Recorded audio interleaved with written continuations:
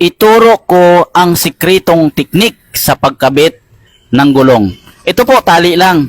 Hindi na tayo gagamit ng plangka kasi nakakagasgas yan. Ito po, sundan nyo lang kung paano ikabit na hindi na tayo gagamit ng plangka. Yan po, idiin muna natin ang isang labi, malambot lang yan.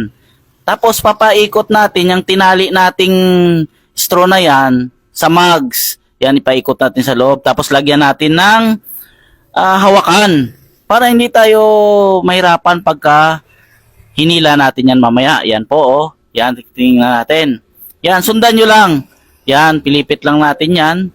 Tapos, yan, papakita natin. Didiin natin ng paa. Tapos, sabay ito hila ng straw na tali na hindi na tayo gagamit ng plangka para maprotektahan natin ang mga wheel mugs ng ating customer, lalo na pag wala tayong tire changer machine. Yan, oh, titingnan nyo po. Yan, unti-unti lang. O, di ba? Yan, oh, malapit na. Ganyan lang po ang isa sa mga sikretong teknik na ibahagi ko sa inyo. Yan po, di ba? Maraming matuto dito sa mga ganitong teknik. Di ba? O, napakadali lang.